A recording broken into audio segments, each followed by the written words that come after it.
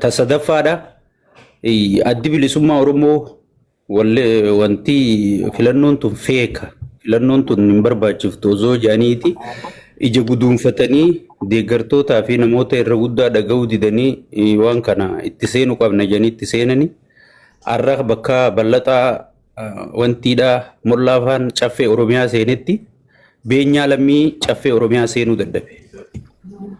Dhuguma piippiin gartee maaltu mudate duraan parsantiin qoodaaf jeetii waadaa naqee hooggantoota garii shashawwadee akkasitti wanta godhe maaltu mudate sadeenuma tana gaafinti galatooma.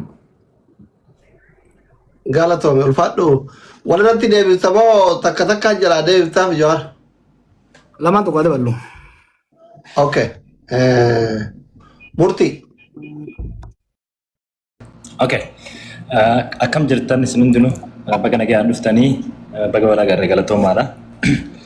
Masduree sadii jalatti gaafuma muraasan qaba. Gaafiin kiyya gameessa rogeessa siyaasaa Obbo Jawaar Mohammadii fi gara kanaanillee dhaloota bakkuma inni jirutti gabaa bakkuma inni jirutti waa itti gurguratanii baga dhuftee jennaani akka namoonni garii yaaduu miti. Bakka dhaloonni jiru inni bakka dhaloonni jiru duraanis hafeen beeku. Especially social media namoota itti fayyadama social media namoota gurguddaa akka biyyatti jiran irraa barsiisee keessaa tokko isa. Gamanumaan gaafiin kiyya dhimma as dhiyeenya kana hundi keessan gurraa qabdan yaada qalbdan dhimma diinagdee gara Harargee kanatti danqama diinagdee jimaadhaan wal qabate especially Jawaar as dhiyeenya waan addaa takka nuun jee ture waan sanii yoomnu biraan geessa kana jechuun gareen muraasni magaalaa Adaamaa tana qubattu wal jaartee uummata keenya irratti bifa saniin saamichaa fi buttaa akkasumas mancaatii qabeenyaa gaggeessan viidiyoo agartee hooggantoonni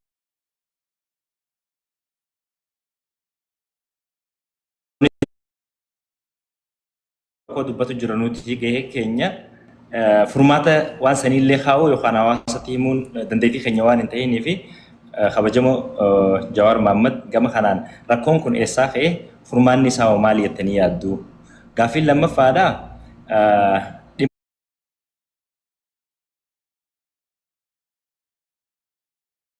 Dhimma buqqaatii uummata keenya Arsiiti. Hawaasni Arsiidha akkuma yaadattan torbee lama dura akka biyyatti kaabaa kibbaan bahaaf dhihaan even Oromoota amantii Ortodoksii itti dulchisaa turan haga ustaazotatti uummata kanatti uummanni kun if dura wanni kun karoorfameef dhuguma uummatichaattu mana amantii gubee yoo gubee ta'e Arsii naannoo gara garaa keessa masgida qofaa jira manneen amantaa gara garaan jiru lammiin hin jiru akkamiin waliin jiraatee as ga'e hawaasni bal'aan kun akkamii waliin jiraatee as ga'e akkamii waliin jiraachaa jira rakkoon kun ka'umsi isaa eessaa xumurri isaa furmaanni maal jettanii yaaddu Obbo Jawaar Mohammad? Gaafiin sadaffaadha. Haala biyyattiin amma keessa jirtu nageenya akkasumas sadarkaa keessattuu Oromiyaa keessatti dargaggeessi uumama tokko dubbachuudhaaf sadarkaa itti sodaa lubbuu ofirra gahee jiru kanatti hegereen dargaggootaa maali? Dargaggoonni Oromoodha. Akkasuma immoo dhimma daangaati irraa gadi fageessee kan dubbachuu barbaadu dhimma daangaa wal qabatee rakkoon kun yeroo waggoota 8 dabreef cinaaksaniin Moyyaaleen akkasuma gara Baalee kanaan keessattuu ispeeshaalii gara Somaalee wal daangessuun jarri kun hayyama eenyurraa harkataniiti as torbuma kana keessa akka ragaatti isin dhiyeessuu danda'a gara nama 5 kan boodatti ajjeefaman maaliif irra deddeebiiwwan kun godhama akkamitti eenyu abdataniiti bulchiinsi mootummaa naannoo Oromiyaattis mootummaa qaba waraanaa fi qaba uummata kana bulchaa naannoo Somaaleettis ta Oromiyaa hungeenya silaa humna akkamii abdii eenyu qabaattee daangaa kanaan dhidhiibamiinsi daangaa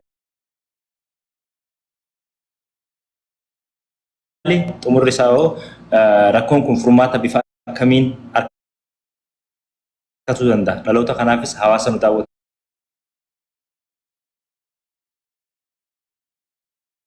osoo ifa nu gootanii jaa galatoomaa ulfaadhaa. Ulfaadhu galatoomi murtii. Jala deebisee deemu.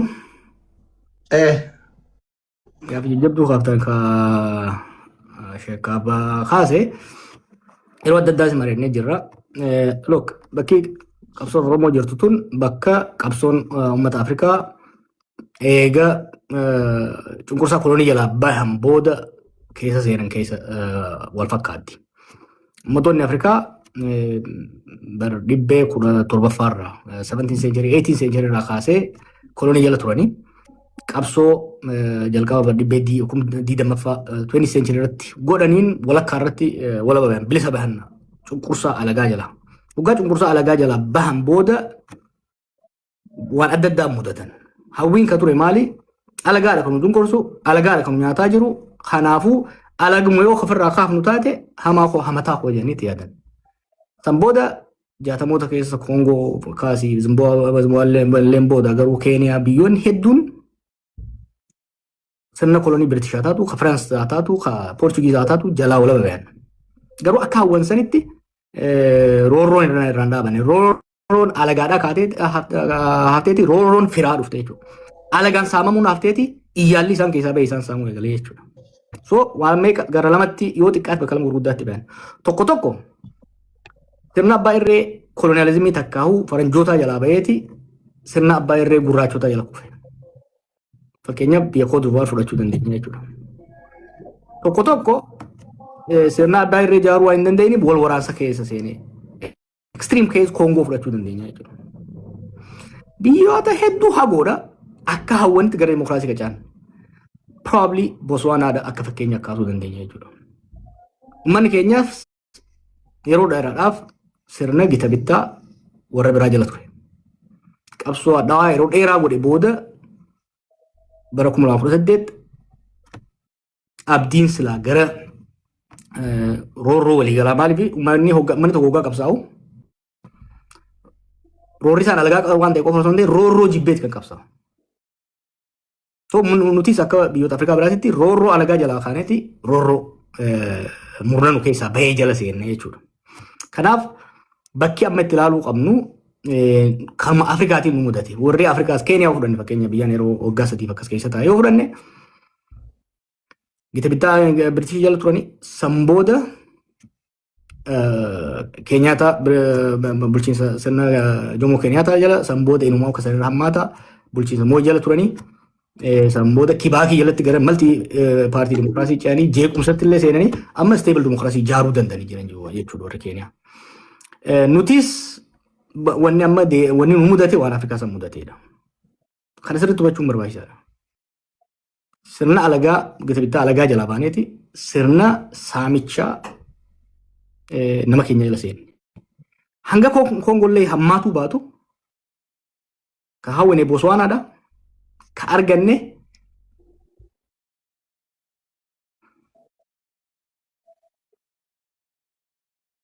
murna amma dura alagaa irraa dhufeen ajjeefamaa tumamaa turre saamamaa turre.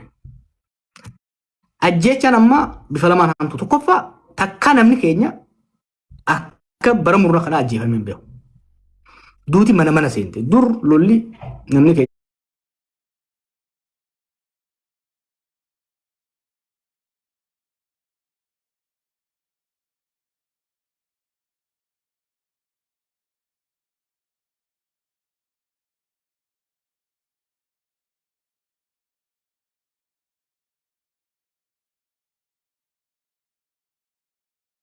Baale immoo gara Giniirii gara Sawweenaatti Harargee gara gaara mul'ataatti gara gadiitti gara xarafaatti jechuudha.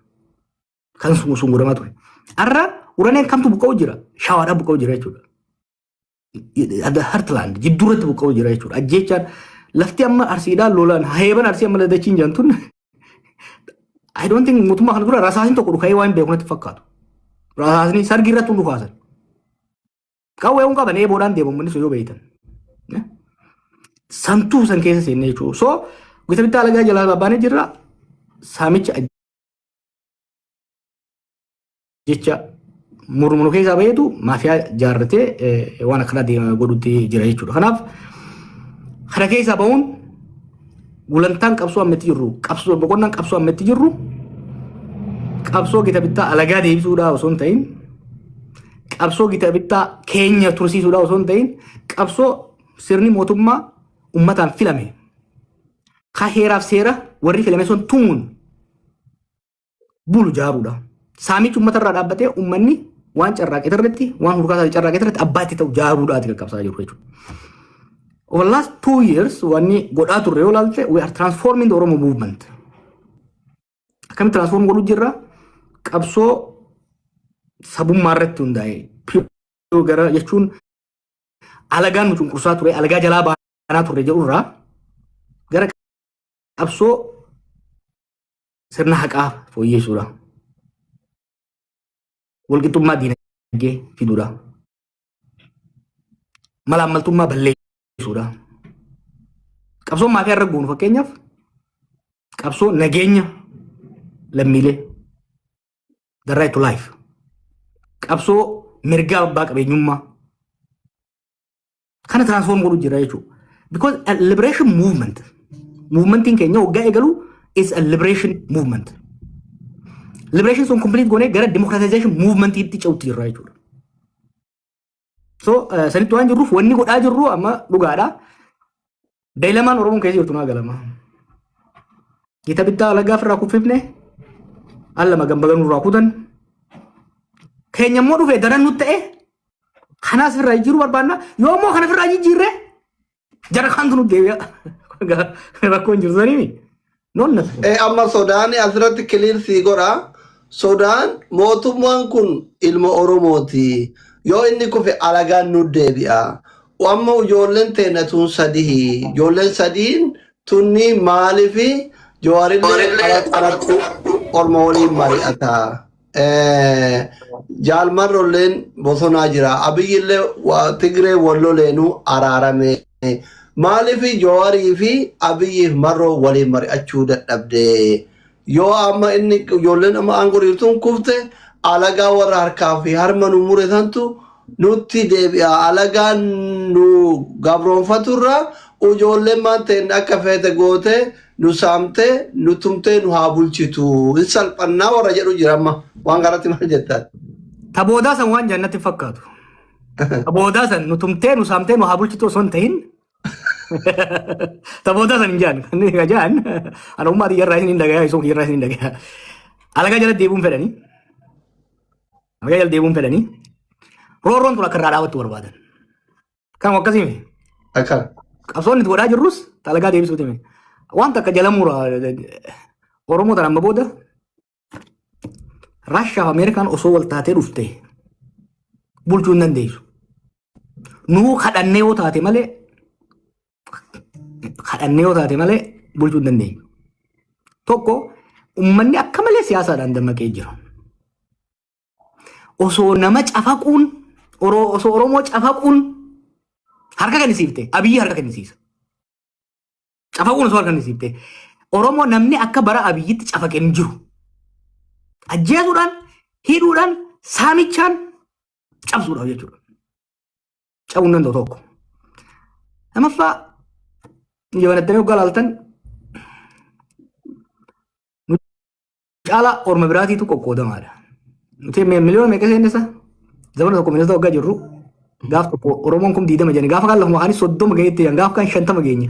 Oromoon kunis 20 30 ta'ee amma meeqa 60 jechuu jiranis yaa. Uummanni dilli kuni paartii sadii qofa qaba. Nama sadii qofa maqaa dhooyitee yaadatamma. Warri lakkoo isaan nu gadi 13 qaba. Ifii hedduu gadi hin qabina. Qabsoon Oromoodha. Siyaasni Oromoo hedduu itti ta'a. Hanga namni yaadu kanaa miti. Saboonni hedduu lakkoo isaan fraction parsantii takka teenya hin taane paartii 13 qaban. Wallee hafoo sirii. Matootii Oromoodhaa yoo lakkooyite namni 20 hin geenyu. So Oromoon amma bakka lama jirti sinitti hima. The halves and the halves. So akkasiin ilaaluun barbaachisaadha. Ormini deebi'a kan jedhu kanaas ni beekna warra. Lamaanuu godhuu dandeenya nu. Saamichaaf ajjeechaan irraa akka dhaabatu gochuu roorroon kaleessaanis akka hin deebine. Taqabnu jabeeffachaa tanurraa irra guuttachuu. ni dandeenya. Qabsoon amma godhaa jirrus ajandaa biyya sanii eenyu seet godhu jirama.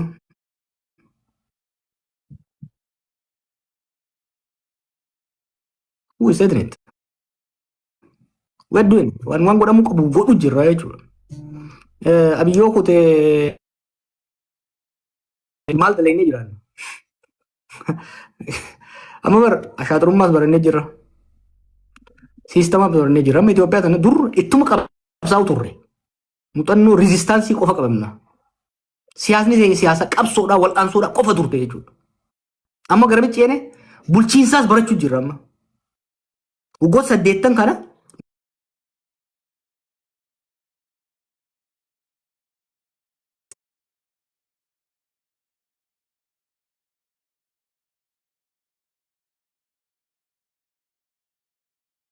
net kan seenaa jiru jechuudha. Kanaaf jarhaantu dhufa maaltu dhufa kaja'u hundatti mul'atu dhufuus hin danda'u dhufuus turuu hin danda'u. Kanaaf lammaffaa orma kaan wajjin haasofitannee haasofina kana. Biyya warra waliin qabnu dhiisi warra ollaa wajjin isa haasa'uu qabna. Maaliif nuti uummata guddaadha. Yaadattanii dur tokko waan jechuu ture zaman wayyaa. Amma durseetii waliin haasaa ture Eertiraa kana osoo jijjiiramni hin dhufin.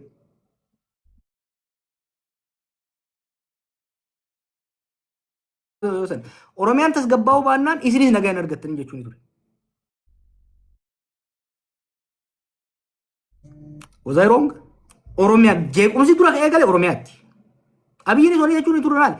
Oromiyaa tasgabbeessitee uummata kana xaarii waggaa 50 kana xiqqoo irraa gadi qabuu baannaan abadan sireen ta'e tasgabbaa'uu siree kanarra tottolfattee taa'uu hin dandeessu jechuun ture jechuudha.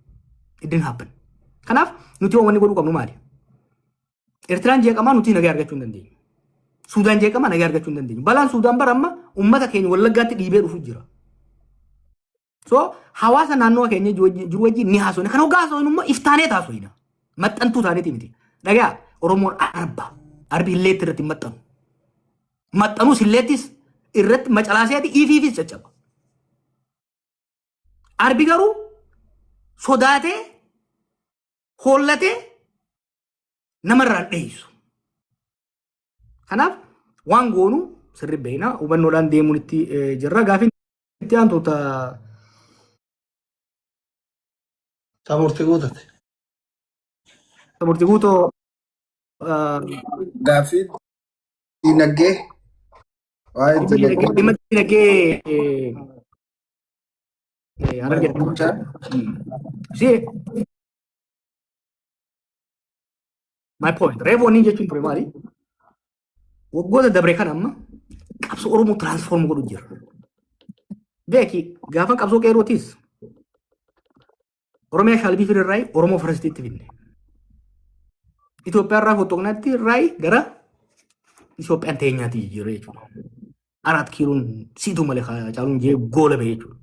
Amma maal goone liberation movement irraa liberation ideology irraa maaliif san mostly complete waan gooneef gara economic centered equity centered politics itti ceesuu jirra jechuudha. Gaafiin amma martuu guutoo kaasee I love it.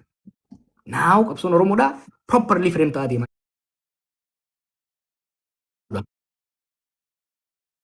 Maal gaafiin kaasuu jiru gaafiin karaa Awaash kun amma gaafii guddoo lamaaf keessaa qaba. Tokko gaafii dinagdeedhaati. Dinagdeen Harargee guddaan jimaadha. Jimaan kun nagaan dhufee Adaamaa Finfinneetti gurguramuu danda'uudha qaba. Gurguramuu baannaan qonnaan bulaanis daldalaanis dhabuu jira. Gaafii lammataati jira kan wajjin wal qabatee jiru. Gaafii nageenyaati. Gaafii nageenya lubbuun jiraachuu dalagachuu namoota dhuunfaati jechuudha. Shooferri dalagatee meeshaa gurguratee fe'atee geeffatee ilmaan isaa nyaachifachuu danda'uudha qabaa jechuudha. Gaafiin Oromoon amma irra jiru gaafii akkanaati jechuudha. Gaafii amma Harargee kan hoggaa laallee tiyoorii irraa hoggaan isinii ba'e sagantaa bal'oon ni jira maaliif akkaan dhiise isinitti hima maaliif akkaan tursiise. Daawwattoota keenya galatooma ulfaadhaa warroonni gaafii qabdan karaa keessaa nu qunnamuu inbox gochuu dandeettu. Warri kuu jala kanaan immootu oseenee afaan kiyyaan gaafa dhayyettellee manaajaroonni mana kanaa waan arguu baadhallee isin galchanii anillee isin galchuuf yaalaa. Namatu gaafii keessan gaafiin tokko warra biyya bulchuurraa gaafiin tokko warra sheekota irraa naabarraa amma ka warra biyya bulchuu sanii Joowar ummataa fi biyyaaf yaadee miti nutti hinaafaa nu jibbaa wal dhabdee dhuunfaa isaa qabamoo biyyuma fummat isaatiif yaadee tokko kan Asli kan warra biyya bulchuun na gaafate kana warra deebii kannaa warra gammachiisu warra gammachiisu ofuun naa barreesse hiriyyaadha ani gaazexeessaadha warra gammachiisu ofuun na gaafate nutti hinaafaa jedha. Toora gammachiisti dhufna toora isuusuu kana deemnee finna toora isuusuu roga finne jimarratti waa lama deemu asli tamurti guutuu kana adeemu maaliif gaafii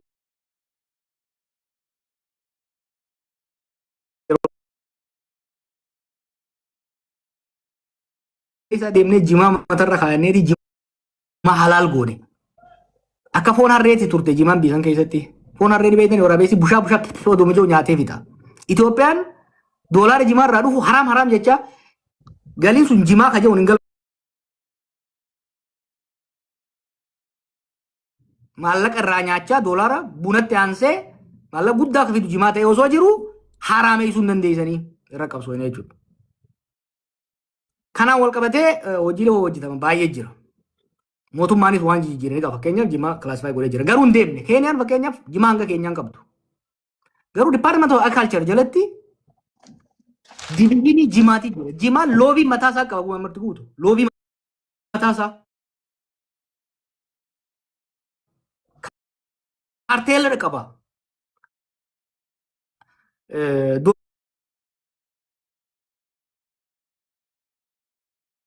Dorgommii guddaadha godha warra Itoophiyaa wajjin Somaaliyaa irra gurgurachuudhaaf. Isaan nu mo'atan jimaa.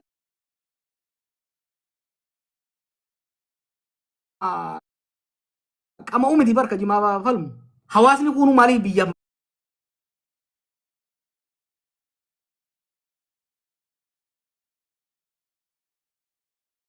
maallaqa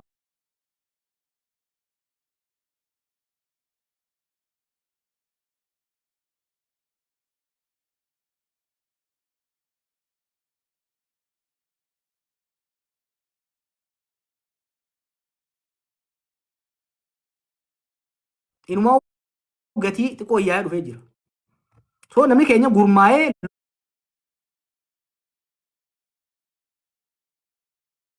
loobii cimaa ijaarrachuudha qaba. Murtii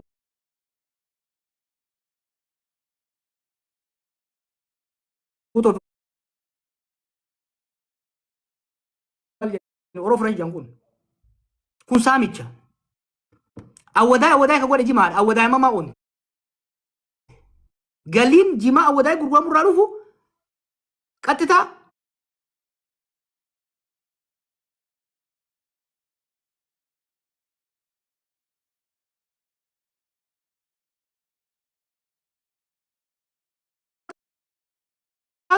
wanti biraa itti aansee Harargee Bahaati.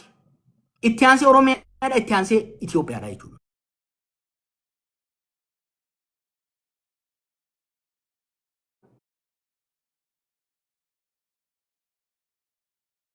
Waay maafiyaan irratti haaseen jira hojiin maafiyaa jira. Lammaffaa jimaa kana discourage godhuudha barbaadan. Eventually dhabamsiisuudha barbaadan. Gowwummaadha. Lafti Harargee qamadiidhaaf kataatu baay'ee xiqqaadha. Jallisiidhaan qamadii oomishuun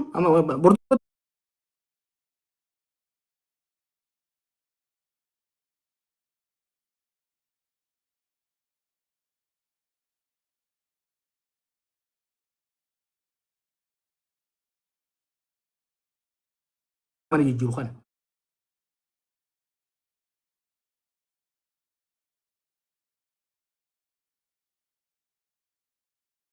Garuu immoo wanni jimaadhaa waan karaa deedhaa fi adaamaa jidduu qofa osoo hin ta'in akka poolisiitti mootummaan Itoophiyaa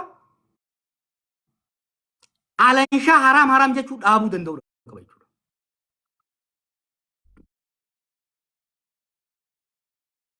Jibuutii wajjin clearly negotiate godhuu qabna waan jimaa irratti.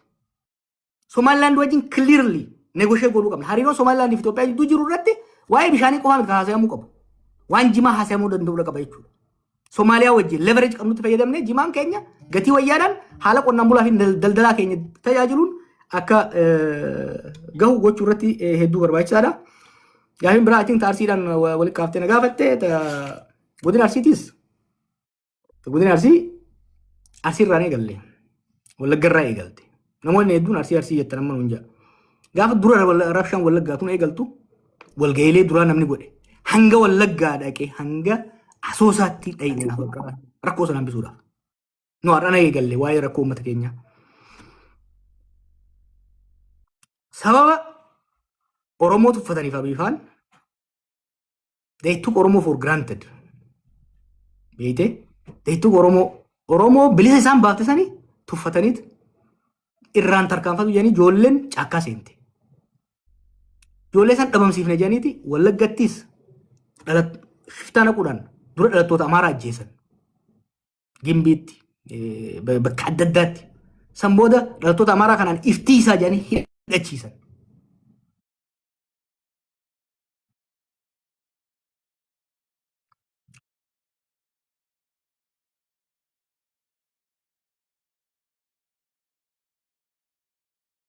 Jijjiirama tarsiimuudhaaf fidan. Jijjiirama isaa tarsiimuu isaan fidan maali? Amma booda beegii fi gidaamitti Booranaa fi Gujii miti yeroo nu godhuu qabnu naannoo magaalaatti kan jiru humna qaban akka jirutti Shawaa, Arsii, Harargee Lixaa Gammoolaam, Arsii lamaan kanatti fidan jechuudha. Keessattuu Arsii keessatti humni Arsii keessaa sadarkaa akkamitti dhadhaabateen isin hima. Tokko gaafa nu hidhan san manguddoo abaa'oo durtan sana gahan nama mana teessu cafaqan. Jarri duruu qawwee beekaa caakka gale takka ja'a. Lammaffaa qeerroo tana hidhaa hoggaa baay'ata du'arra haftee ni fixan ijoolleen sun manguddoo bira dhayite. Taanoo maal godhan beektaa? Shanii tana gosa qoonna jedhaniiti. Shanii Wallaggaa, shanii Arsii jedhanii qoonna jedhaniiti. Yaadanii warri diyaasporaa Wallagga shanii qabdi nuti ni qabna jedhee namni jaarrachuu eegale maallaqa gabbaase. Shawaa keessattis kanattu Harargee keessattis gaafa ni dhaabee dhufu kanaan arge wanni waa'ee nagaa dubbachaa tureef balaa akka qabaatu jechuudha.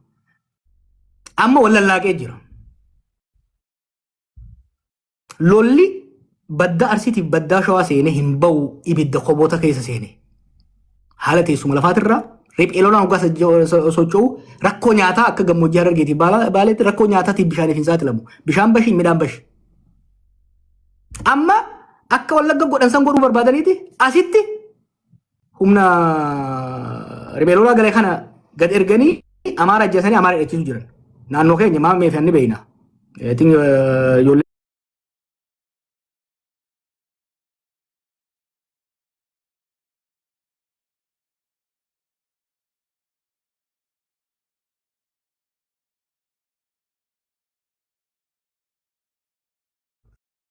Amma aanaalee lama karraan isaan irratti deeman isin hima fakkeenya. Aanaa seeruu aanaa isa kootiin kotorbaan kana namni irraa dubbatu jiru. Gaafatti miti. Aanaan isa koodha keessattuu lafti caffaa jiran sun ni beeka miilaan dhaqeetiin beeka. Harargee gabbuudhaaf. Arsii gara gadii gara gololchaa kana gabbuudhaaf. Asiin Shawaa baha gabbuudhaaf. Arsii baddaa calaalutti bahuudhaaf lafa teessuma hedduu murteessaadha. Ummata naannoo san jiru san walitti buusuunii fi tokko tokkorra hidhachiisuun bara Haayila Sillaasee irraa kaasee tarsiimoo ture jechuudha. Gaafa qabsoon Oromoo takka jettee dhalatteerra elemoo Faayisal qabeeru kaasan xirroodha. Naannoo kana beekaa. Waa'ee lafti lolaaf kennattuudha. Maaliif baddaattis ol baata gammoojjii hawaasittis gabbuuta bita gortee gara baaleettis deemuu dandeessa.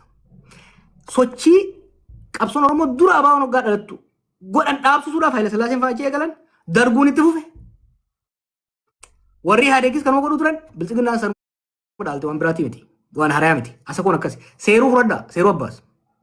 Seeruu abbaasoo gara tokkoon agaarfatte achi baata baaletti. Gara tokkoon cilaalotti ol baata. Gara kaan arsii lixaatti gara gadeebitti achi deemta.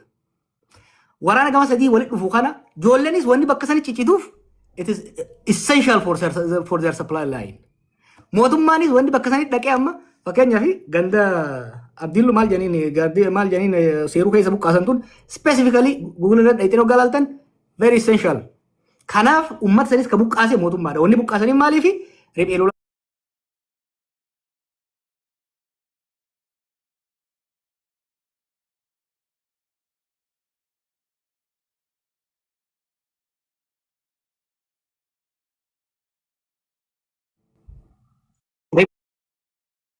yeroo uummata keessatti naamusa hin qabne kan mirga uummataan eeyine kan uummataa naannoo hin qabne muddatu. Shiftuma ta'ee hafa. Kabaja uummataa dursuu baate akka Fiqaaduutu weefaa jedhanitti galaana goiseetiin qurxummii qabadhe jennaan ta'uu hin danda'u jechuudha. Soo kaarsiitis sanitti irra dabarraa ka doktora Mateeti.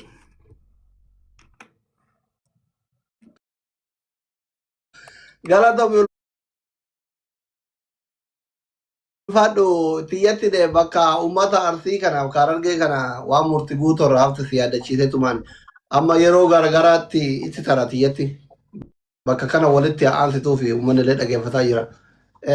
Yeroo garagaraatti amma gaafa Wallaggatti lolli ta'ee Shawaatti lolli ta'ee bakka hundatti yeroo asirraa waa ta'anii nutillee akkuma nama aga tokko miidiyaa tiktookii kana fayyadamuutitti doolaara 50 illee osoo taate walitti daddarbinee gara biyyaa ergaa turre.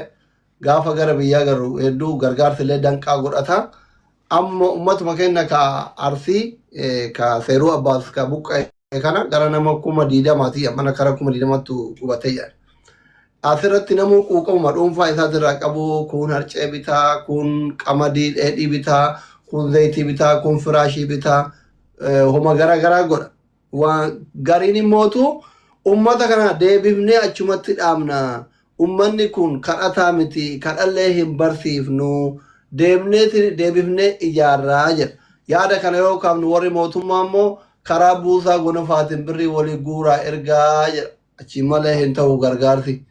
Amma waan kana ummata kana deebisanii yaada ijaaru mana kana guban kana ijaaru moo karaan ittiin ijaarullee hin jiru kunoo birrii karaa buusaa gonofaatiin jettanii sararullee gaafa uummanni keenya Harargee buqqa'ee lotorii uummataa tokko fooqii hundaan ijaaramee jedhanii waan kana wal qabsiisi uummata buqqa'u kana sila bakka inni buqqa'etti namuu haguma danda'e harcee haa bituuf moo harcee zayitiif firaasha sharaa haa bituuf moo hamma danda'een uummata kana achi deebisuuf furmaata moo warra buqqa'e kana furmaanni isaa maali jettaati Jawaar?